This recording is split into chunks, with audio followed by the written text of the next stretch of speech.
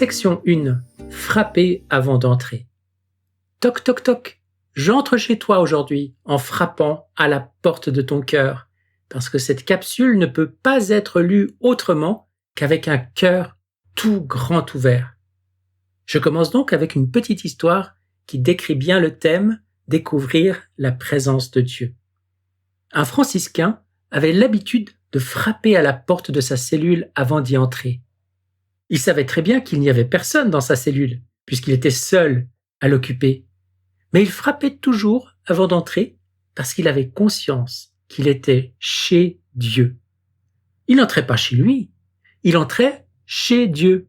Et pour former sa conscience à cette habitation divine, il ne voulait jamais pénétrer chez lui sans d'abord frapper à la porte pour évoquer cette présence qu'il avait rencontrée. Pour être capable d'agir de cette façon, il faudrait donner à notre corps une dimension infinie et une valeur éternelle. Si on envisage dans la divine volonté la pureté comme d'un espace de lumière où Dieu peut vivre, alors on donnera à notre vie une dimension infinie. Dieu veut donner à tous nos gestes une valeur infinie. Au-dedans de nous, Dieu veut faire la conquête du monde. Au-dedans de nous, Dieu veut transparaître et se révéler aux autres. Il nous faut donc réapprendre à découvrir Dieu comme quelqu'un, non pas comme un devoir, une loi, une obligation, mais Dieu comme la respiration même de notre vie. Il faut donc faire la rencontre personnelle de Dieu. Pour que Dieu passe dans la vie de ceux qui nous entourent, il faut qu'il soit dans la nôtre. Dans la mesure où notre vie est vécue dans la volonté de Dieu et dans son amour, elle est pleine de Dieu et alors le courant passe. La vie éternelle, c'est qu'ils te connaissent, toi le seul vrai Dieu et celui que tu as envoyé, Jésus-Christ. C'est le verset 3 du chapitre 17 de l'Évangile selon saint Jean. L'union à Dieu est faite de connaissance et d'amour. Elle est vitale. Dieu est celui que l'on ne peut reconnaître, mais étant l'amour, il a décidé de se laisser connaître. Dieu, invisible et insaisissable, s'est voulu visible et saisissable dans le Christ, dans l'incarnation. Ainsi, Dieu, incommunicable et inconnaissable, devient communicable et reconnaissable dans l'amour. Toi, en lui offrant l'ardoise toute propre de ton âme, tu lui donnes la possibilité de dessiner sur elle les traits de son visage. On n'est rien par nous-mêmes, mais en Jésus, par notre baptême, on devient enfant de Dieu et il faut vivre par Jésus, avec Jésus et en Jésus. Alors, vivre dans la divine volonté, c'est vivre en Jésus. Pour devenir Jésus, il faut avoir ses idées, il faut avoir ses pensées, ses désirs, et agir comme lui pour que Jésus vive en nous. Alors, on doit laisser tomber toutes nos attaches à ce qu'on pense, à ce qu'on veut, à ce qu'on désire, pour garder ce que lui pense, ce que lui veut et ce que lui désire dans notre vie. C'est très important. Jésus te dit, à toi, aujourd'hui, avec ce cadeau de la divine volonté, je m'en viens habiter en toi. Et tant que ta volonté humaine ne me chassera pas de ton cœur, je vais rester en toi avec ma présence réelle, pas juste une présence mystique. Vois-tu la différence? Jésus dit, je vais rester réellement présent en toi, tant qu'il n'y aura pas d'opposition à ma volonté divine. Alors je vais transformer toute ta vie, tous tes actes, toutes tes prières, je vais les transformer en quelque chose de divin, et là tu vas être capable de me rendre amour divin pour amour divin. Dieu présent en toi te fait produire des actes divins dont la portée est infinie et éternelle. Donc entre ton âme et Dieu présent en toi, de nouveaux rapports s'établissent. Il n'est plus seulement pour toi le Créateur dont tu dépends totalement et que tu adores. Il est le bienfaiteur qui te convie à vivre familièrement avec lui, qui te demande de le recevoir chez toi et de lui offrir un amour comparable à celui dont il t'aime. Et la plus belle de ces largesses est encore le don qu'il te fait de lui-même, en daignant habiter dans ton âme et en y versant à chaque instant son amour divin. Dieu, t'appelant à partager son propre bonheur, te prépare dès maintenant à cet avenir divin en te faisant vivre dans son amour et sa volonté. Arrivée à cet état, l'âme commence à perdre le désir des choses d'ici-bas. Elle voit clairement qu'elle ne pourrait trouver sur la terre un seul instant de ce bonheur qu'elle ressent de la présence de Dieu en elle. Dieu fait sentir à l'âme qu'il est amoureux d'elle, et l'âme, en retour, est amoureuse de lui. Mon bien-aimé est à moi et je suis à lui. J'ai trouvé celui que mon cœur aime et je ne le laisserai pas partir. C'est ainsi que Dieu entend venir chez toi et t'admettre chez lui. Oh mon âme, te voilà amoureuse, amoureuse de l'amour. Tu te laisses visiter, tu te laisses regarder, tu te laisses emporter vers les hauteurs célestes. Tu sors de la croix et te voilà légère. Jésus habite en toi définitivement. Il prie en toi le Père et le Père le rejoint. Ils ont trouvé leur place dans l'âme purifiée. Cette présence toute spirituelle du Dieu vivant et agissant en toi implique un don de lui-même à toi. Dans le sanctuaire de ton âme, tu habites avec ton Dieu. Tu es chez lui et il est chez lui. Il attend de toi un abandon total. Et comme il se donne à toi par amour, c'est par amour aussi qu'il veut que tu te donnes à lui. Vois-tu comment c'est grand, la divine volonté? On n'a pas d'idée de tout ce qui se passe à l'intérieur de nous. Une chance qu'on ne le sait pas parce que on ne pourrait pas absorber tout ça d'un seul coup. Le sentiment d'avoir la divine présence en toi est un sentiment très spécial. C'est un don gratuit de Dieu, un don tout à fait hors de ta portée, qui te donne, sans même avoir à raisonner, la sensation que Dieu est au fond de ton âme. Section numéro 2.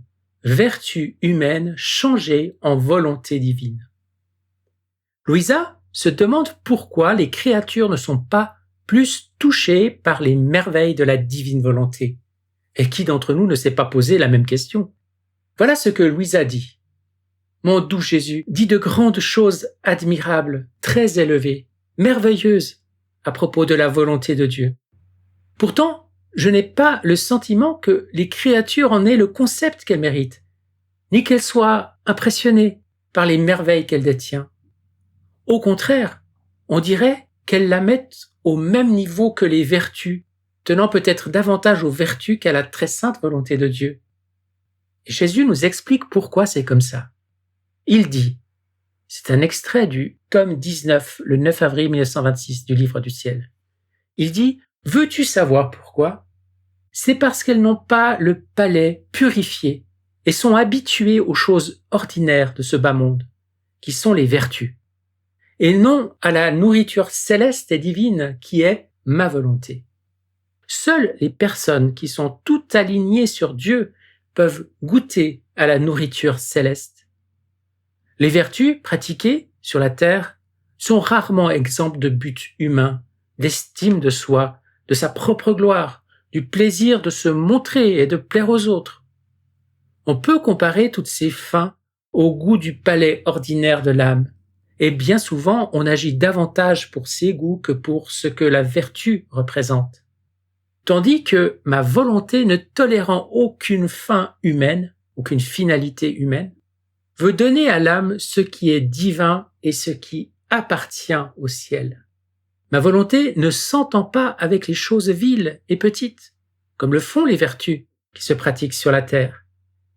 Mais elle veut se servir de tout et de tous comme support à ses pieds pour changer l'intérieur de l'âme et les vertus mêmes en volonté divine. En un mot, elle veut son ciel au fond de l'âme, qui sans elle resterait bloqué, ne pouvant pas effectuer sa vie divine. C'était donc un extrait du Livre du ciel, le tome 19, le 9 avril 1926. Trop souvent, on a fait une sorte de combat pour la vertu, sans voir combien il restait un danger d'orgueil. Les âmes se débattent avec les vertus au lieu de s'abandonner totalement et d'aimer. Jésus veut nous faire comprendre que ce qui est le plus important, c'est d'arrêter les combats et de lui donner notre volonté. Il dit que la grande différence entre les vertus et la volonté divine réside dans le fait que les vertus peuvent venir des créatures et former, tout au plus, une sainteté humaine. Mais la divine volonté est à Dieu et sa sainteté est toute divine. Cependant, il faut être prudent. Il ne faut surtout pas dire qu'en vivant dans la divine volonté, on n'a plus besoin de pratiquer les vertus. Ça serait une hérésie. Au contraire, on doit les pratiquer à un degré héroïque. Mais comment faire ça? Impossible par nous-mêmes. C'est Jésus en nous qui peut le faire. Voici une explication très simple qui va te faire comprendre tout ça. Si tu dis « Aujourd'hui, je vais essayer d'être plus patient. Je vais essayer d'être plus charitable. Je vais essayer de... Je. C'est toi qui essayes. Tu es encore centré sur toi-même. » Tandis que la vie dans la divine volonté, c'est d'être attentif à la voix de l'Esprit Saint, et c'est Jésus, par son Esprit Saint, qui va te faire pratiquer les vertus. Et il va te les faire pratiquer à un niveau encore plus élevé que si toi, tu te dis « je vais essayer ». As-tu déjà essayé d'être patient par toi-même? Où est-ce que tu t'en es rendu? Es-tu devenu un saint patient, une sainte patiente? Donc il n'y a plus de « je » qui pratique les vertus, mais notre humanité qui dit « oui » à Jésus. C'est Jésus, par son Esprit Saint, qui vient pratiquer en nous ses propres vertus divines. Dit autrement, c'est Jésus qui vit en nous, il grandit en nous et il veut pratiquer sa patience. Il veut qu'on soit une humanité de surcroît, de sorte que ce n'est plus nous autres qui voulons être patients, mais c'est Jésus en nous qui veut pratiquer sa patience à un degré héroïque. Avec le cadeau du don de la divine volonté, Jésus vient te dire ceci. Je te donne un moyen rapide et efficace pour acquérir les vertus divines. Au lieu d'aller en bicyclette, on va aller en jet. Et quel est donc ce moyen-là? On va faire comme Louisa a fait. On va faire comme Jésus a fait. Et on va avoir toujours nos yeux fixés sur la volonté de Dieu. Uniquement ça. Et lui, Jésus, il va nous faire pratiquer toutes les vertus. On n'aura même pas besoin d'y penser. On a juste à dire oui à tout ce qu'il va nous dire de faire. C'est comme si Jésus te disait « Je vais m'occuper de toi. Je vais te prendre comme tu es. Je sais exactement ce qu'il y a à balayer dans la maison de ton âme. Je sais comment enlever la poussière. Si tu m'écoutes, je vais faire le ménage. Me laisseras-tu faire le ménage de ton cœur? Tu as juste à dire oui à chaque chose que Jésus, par l'Esprit Saint, va t'indiquer. Ça, c'est important parce que tu dois constamment avoir les yeux fixés sur la volonté de Dieu. Vivre dans la divine volonté, c'est accepter, dans l'amour, tout ce qui nous arrive de bien ou de moins bien, et de découvrir la présence de Dieu dans les événements de la vie, et ce, même dans la souffrance. Section 3. Découvrir la présence de Dieu dans la souffrance. Avant de comprendre et d'accepter le texte qui suit, j'ai dû le méditer très longtemps. S'il est bien compris, c'est un texte extraordinaire. Je souffre parce qu'il m'aime. On demandait à un homme malade pourquoi il ne priait pas Dieu de le guérir. Il répondit qu'il ne le voulait pas parce qu'il voulait être sûr et certain que Dieu ne pourrait absolument pas admettre qu'il soit malade si ce n'était pas pour son plus grand bien. Et il ajouta ceci. Si quelqu'un est bon, il veut ce que Dieu veut, mais non pas que Dieu veuille ce qu'il veut. Car ce serait bien la chose la plus absurde du monde. Eh bien, Il veut que je sois malade, car s'il ne le voulait pas, je ne le serais pas. En conséquence, je ne souhaiterais pas non plus être en bonne santé. De ceci, je suis tout à fait sûr. S'il pouvait arriver que Dieu me guérisse sans le vouloir, ce serait pour moi sans valeur et désagréable. Sa volonté, même si c'est ma souffrance qu'il veut, est un signe d'amour. Son absence de volonté, un signe d'absence d'amour. Je préfère 1000 fois que Dieu m'aime étant malade, que d'être en bonne santé et qu'il ne m'aime pas. Ce que Dieu aime, c'est quelque chose, et ce que Dieu n'aime pas, ce n'est rien. C'était donc un texte de Eckhart. À chaque fois que tu souffres, Jésus souffre avec toi. Il souffre plus que toi. Et cette souffrance-là, parce qu'elle est unie à celle de Jésus, elle devient une souffrance divine. C'est la souffrance de Jésus. Elle a des mérites infinis. L'amour, c'est un feu dévorant. Il transforme tout en lui-même. Tout ce qui n'est pas amour vient comme en contradiction, et c'est ça qui crée la souffrance. Jésus dit, « Mon enfant, si tu savais toute la peine que je ressens quand je te vois souffrir à cause de moi. Regarde la blessure que tu vois au centre de mon cœur et d'où s'échappe une flamme. C'est la tienne. Mais ne sois pas inconsolable, parce que, quoi qu'elle m'occasionne une grande peine, elle me donne aussi beaucoup d'amour. » Livre du ciel, tome 14, le 8 mai 1922. Pourquoi Dieu ne m'enlève pas ma souffrance tout de suite? Juste cette souffrance-là? La réponse est celle-ci. Dieu est amour. Dieu est plus amour que tout l'amour qu'il y a dans nos cœurs. C'est l'amour à l'état pur. Et s'il n'enlève pas ma souffrance, ça veut dire que c'est ça qu'il y a de meilleur pour moi aujourd'hui. En somme, quand Dieu n'intervient pas, c'est qu'il exauce ma prière inconsciente. Il n'exauce pas ma prière consciente, ce cri qui dit « Enlève-moi ma souffrance ». Ça, c'est ma prière consciente. Mais on a aussi une prière inconsciente, beaucoup plus profonde en nous, et c'est cette prière-là qu'il exauce. La prière du moi profond de notre être créé à l'image de Dieu. Celui qui veut naître, qui veut vivre et qui veut sortir, et que souvent on étouffe et qu'on écrase. Quand Dieu n'intervient pas, il ne fait qu'obéir avec un grand respect à ce que nous sommes vraiment dans notre être profond. Imaginez-vous donc que Dieu, tous les jours, est obligé de se faire violence au lieu de répondre à tous nos caprices, à toutes nos demandes. Il est obligé de se marcher sur le cœur pour répondre à ce qu'on a au fond de nous autres. Il obéit à notre désir le plus profond qui crie encore plus fort que tous nos cris extérieurs de nos demandes. « Enlève-moi ça, délivre-moi de ça ». On crie fort à Dieu depuis longtemps. Mais il y a un cri silencieux au fond de nous que seul Dieu est capable d'entendre. Un cri silencieux qui crie plus fort que tous nos cris extérieurs. Et c'est à ça qu'il répond, Dieu. Jésus dit, « Mon enfant, la souffrance de l'amour est plus terrible que la souffrance de l'enfer. Si je souffre beaucoup de voir souffrir celui qui ne m'aime pas et qui m'offense, combien plus je souffre de voir souffrir celui qui m'aime. » Livre du ciel, tome 4, le 10 mars 1902. L'amour veut le meilleur pour ses enfants. Un jour, on va comprendre et on va le remercier éternellement de ne pas avoir répondu à nos prières conscientes, mais d'avoir répondu à notre prière, celle qu'on ne connaissait même pas.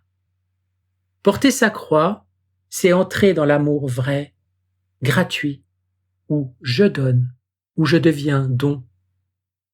La souffrance m'enseigne l'amour.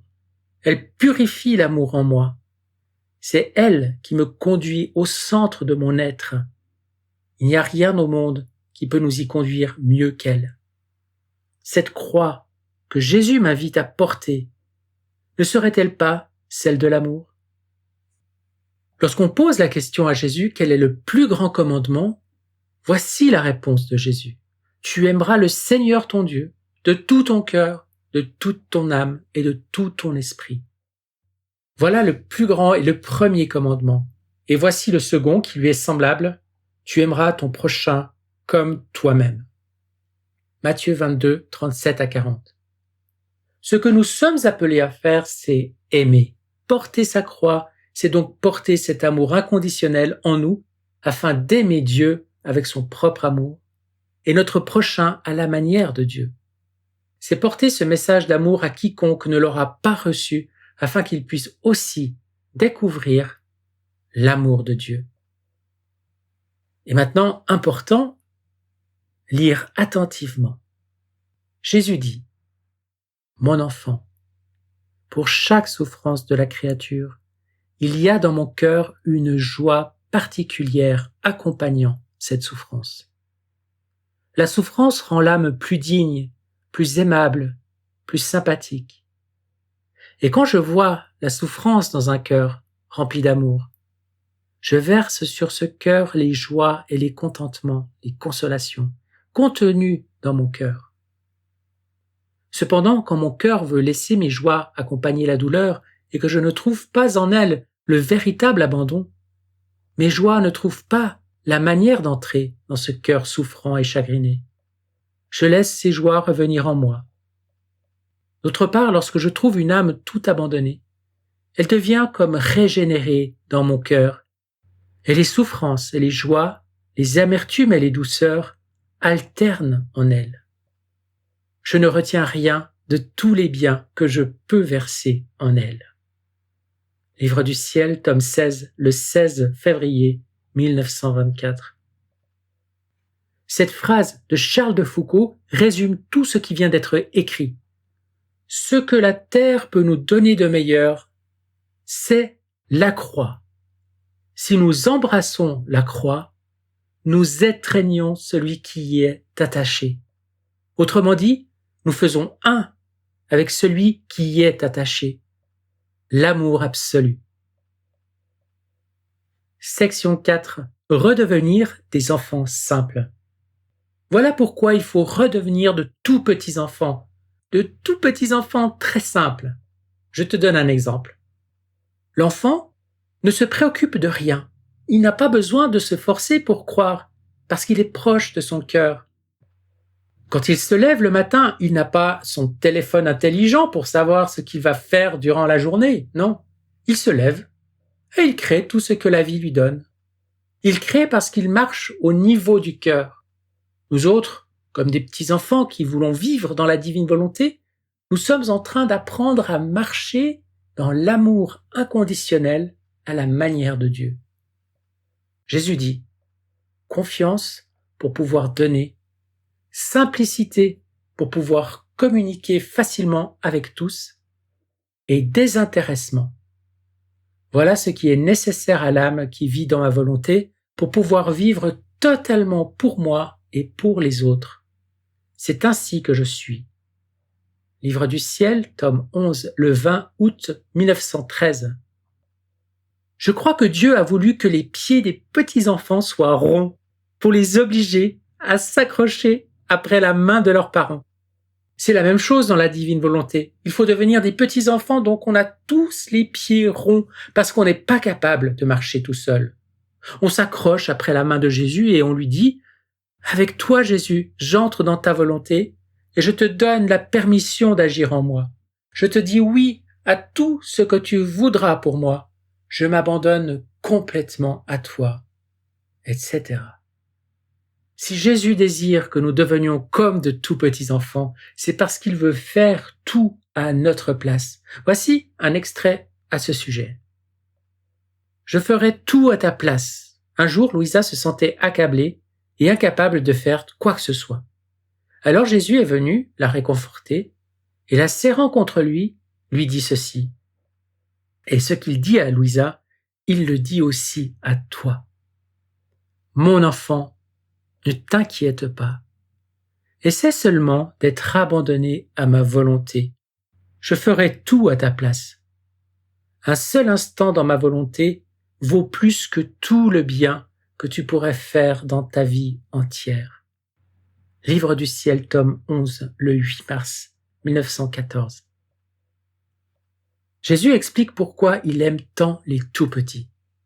Je t'ai choisi petite, parce que les petits permettent qu'on fasse d'eux ce qu'on veut. Ils ne marchent pas par eux-mêmes, mais se laissent guider. Plus encore, ils ont peur de poser leurs pieds ronds par terre par eux-mêmes.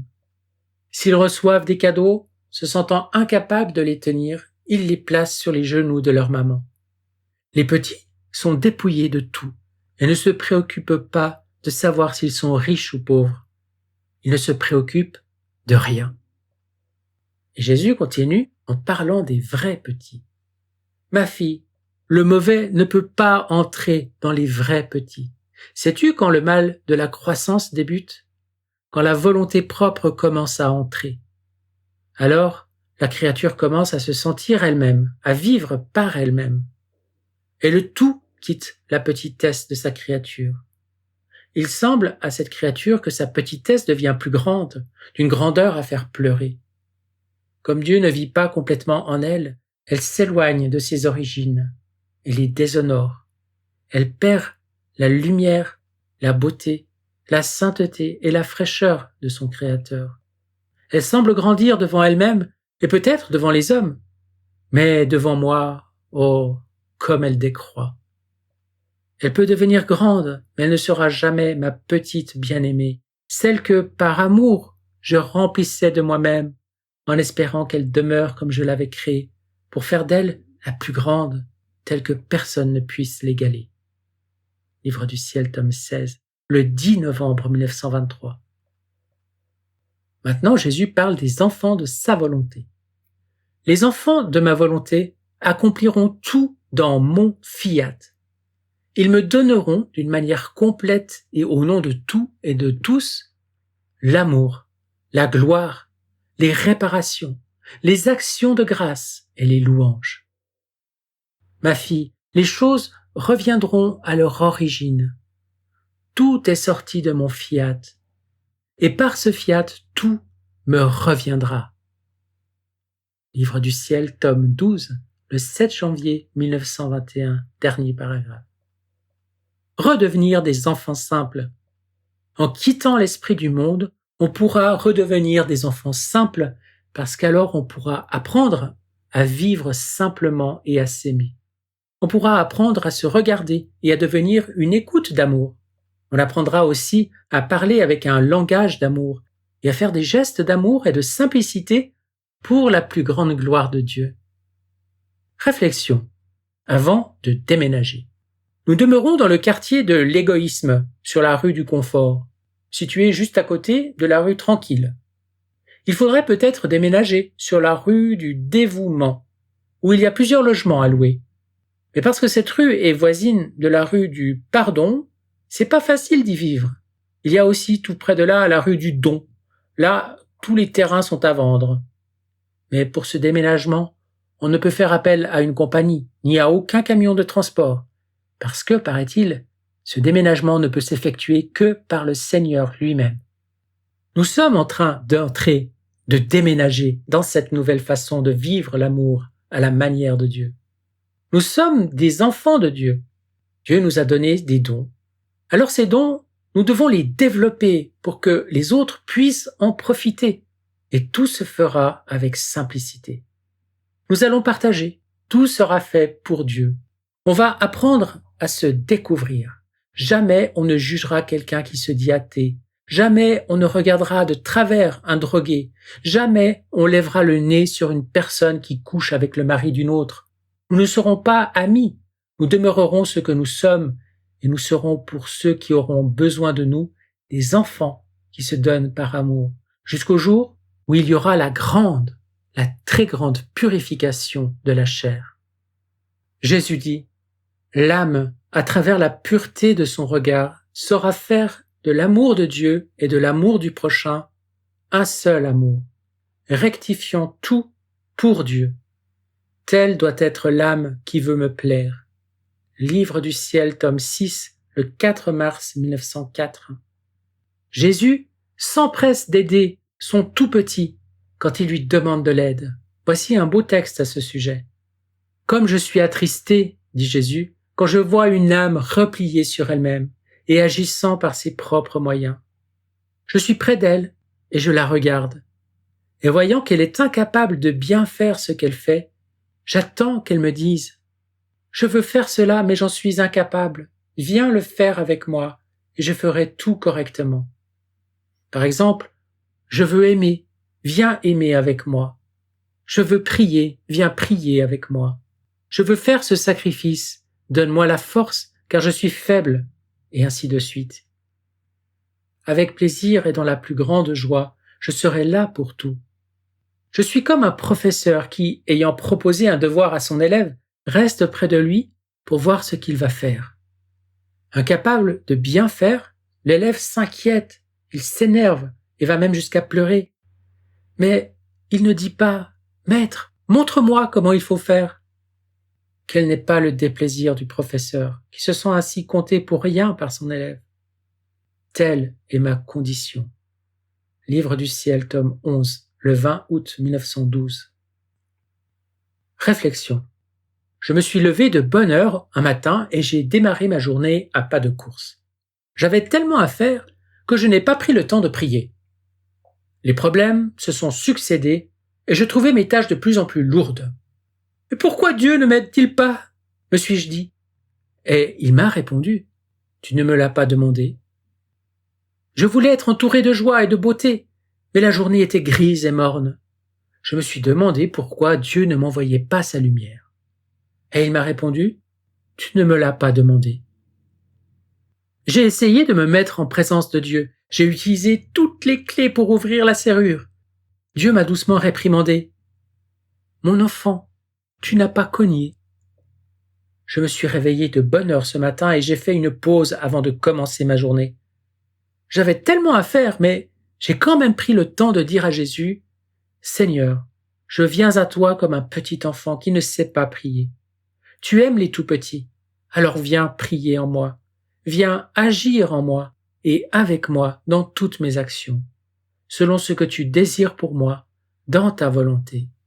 Merci Seigneur Jésus. » Alors, une grande paix s'est installée en moi. Amen. Fiat. Section 5. Découvrir la présence de Dieu chez l'autre. La foi nous invite à croire aux êtres humains qui nous entourent, ceux avec qui on vit tous les jours, avec leurs défauts, leurs limites, leurs petits côtés de travers qui nous tombent sur les nerfs et qui nous agacent. Et là, c'est beaucoup plus difficile, hein? Il y a un vieux prédicateur plein d'humour qui disait à propos du grand commandement de l'amour « Aimez-vous les uns les autres ». Il disait ceci : les uns, comme nous tous ici, ça va. Mais les autres, par exemple, c'est ceux-là qui causent des problèmes. L'autre, c'est essentiellement celui qui est différent de moi. C'est d'abord l'étranger, mais prenons les personnes que je côtoie régulièrement. Celles qui ne pensent pas comme moi, celles qui n'agissent pas de la même manière que moi, qui ne font pas les choses de la même façon. On voudrait donc leur montrer notre façon de faire, parce que notre façon, c'est toujours la meilleure. Mais l'autre ne veut rien savoir. L'autre, c'est la personne qui n'a pas les mêmes goûts que moi, les mêmes manies, les mêmes tics et les mêmes tacs que moi. En somme, l'autre, c'est la personne qui n'a pas les mêmes qualités et surtout pas les mêmes défauts que moi. On pourrait se poser la question, c'est qui l'autre dans ma vie ? Et pourtant, il y a 2000 ans, il y a quelqu'un qui a proclamé exactement le contraire. Il a dit « L'autre, c'est l'amour. Aimez-vous les uns les autres. » Et même plus que ça, il a dit « Aimez vos ennemis. » Ce qui veut dire que n'importe quel autre, même ton pire ennemi, c'est l'amour. Et ça, c'est bouleversant, quelque chose de rare. Allons un peu plus profond. Avez-vous pensé que chacun de nous étant unique, c'est-à-dire différent des autres, donc nous sommes tous, vous et moi, des autres différents. Et c'est pour ça que c'est tellement dérangeant parfois. Pour le Christ, l'autre, ton ennemi, c'est l'amour parce que l'autre est éternel dans son fond. Et l'amour l'habite. Il n'y a pas d'amour de Dieu sans amour du prochain. Autrement dit, il n'y a pas d'amour de Dieu si je ne crois pas que les personnes détestables ont aussi un fond rempli d'amour. Parce qu'elles aussi ont été créées à l'image et à la ressemblance de Dieu. Aujourd'hui même, l'autre que tu détestes peut devenir un être d'amour à la condition que tu le regardes en profondeur, au-delà des apparences et des différences. À ce moment-là, tu peux entrer en relation avec lui. As-tu déjà vu la beauté immense qui t'habite? Il faut que tu découvres ça un jour. C'est pour ça que c'est si important de prendre des moments de silence pour aller à la rencontre de celui qui habite ton ciel intérieur. Parce qu'en entrant en toi-même, il y a de grosses chances que ton regard sur l'autre soit celui que tu poses sur toi-même. Je résume tout ça dans une phrase. Pour que l'autre soit l'amour, ça dépend de la profondeur de ton regard à toi, de tes yeux à toi. Ça dépend où tu regardes, en surface ou en profondeur. Est-ce que tu regardes à la manière humaine ou à la manière de Dieu? Et d'abord, bien sûr, quelle sorte de regard poses-tu sur toi-même? Le premier autre dans ma vie, c'est ce lieu en moi où je me découvre habité par un autre, avec un A majuscule, celui qu'on appelle justement en théologie le tout autre, tellement son amour est grand et différent du nôtre. L'amour de Jésus pour toi est tellement grand qu'il doit se retenir pour ne pas te le démontrer. C'est ça que Jésus dit. Ma fille, j'aime tant l'âme qui vit dans ma volonté que je dois beaucoup me retenir pour ne pas lui montrer à quel point je l'aime.